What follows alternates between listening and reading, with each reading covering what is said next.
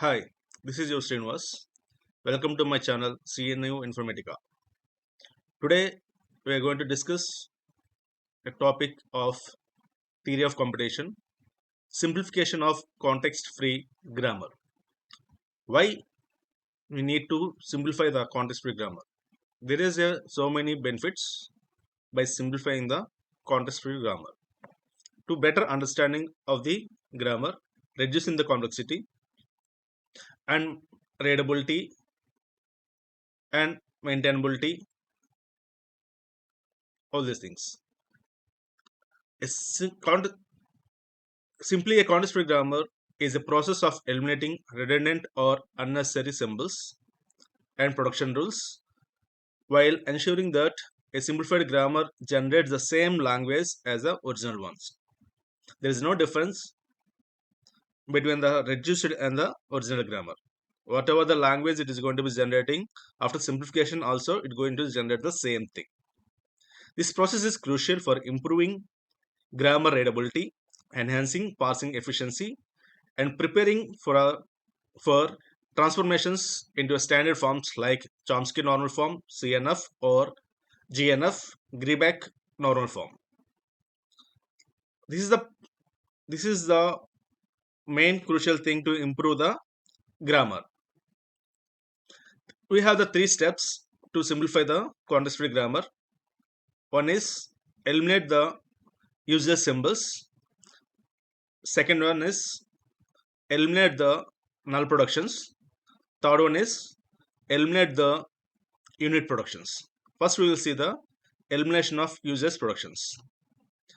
The useless productions means or symbols. These are the non-terminal symbols that can generate any string of terminals or unreachable from the starting symbol of the grammar.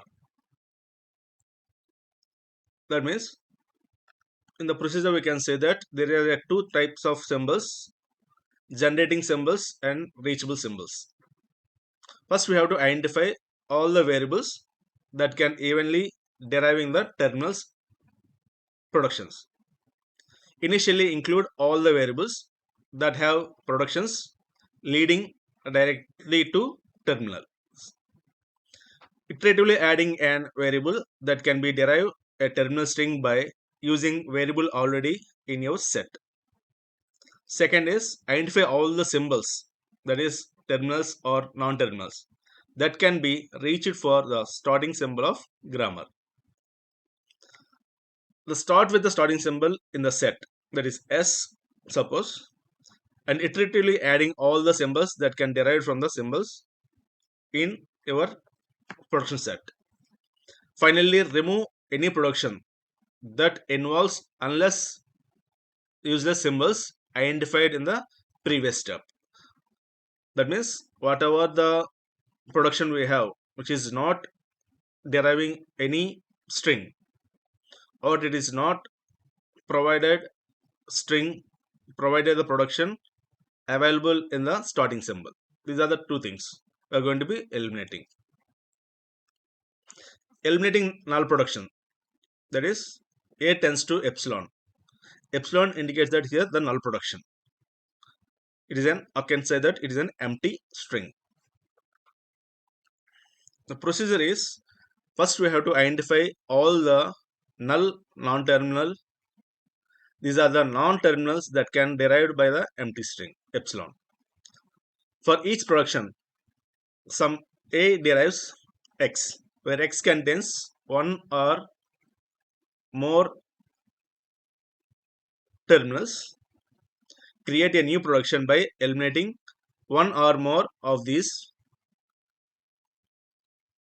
nullable non-terminal from X, essentially generating all the possible combinations of X where some nullable non-terminals are removed or replaced by epsilon.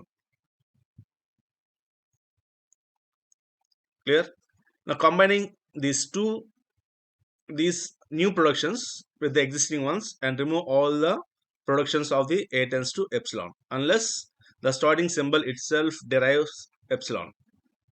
That means we have to substitute that A tends to epsilon, wherever the productions we have, there we have to substitute so that we can get the new productions. You are adding the new productions and old productions. After that, you are going to be eliminating the A tends to epsilon. Next, elimination of unit productions. That means non-terminal derives non-terminal, or we can say the variable derives variable. Here A and B are the non-terminal symbols.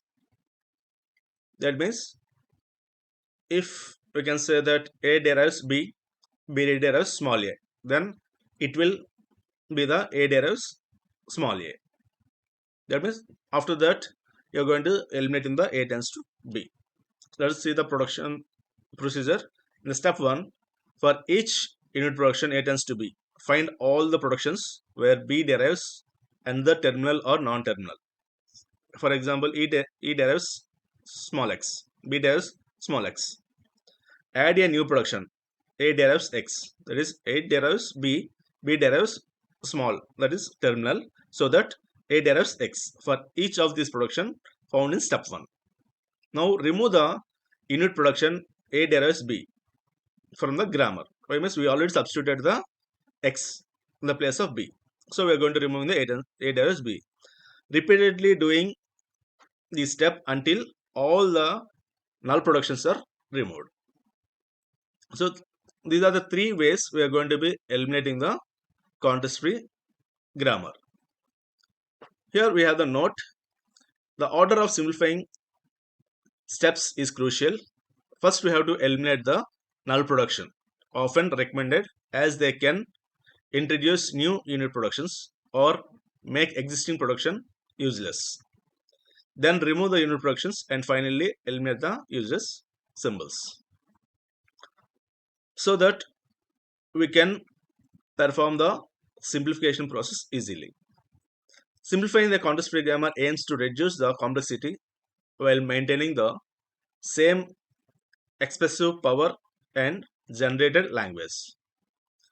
That means we're going to reducing the complexity of the context-free grammar, and we can easily understand and analyze the productions. This process can improve parse efficiency, aim in understanding the grammar structures, and facilitate further transformations into the form of standard forms of CNF and or GNF, Chomsky normal form or Gabek normal form. This is about the simplification or elimination or reduce the context-free grammar. I hope that you understand the concept of simplification of context-free grammar. Thank you.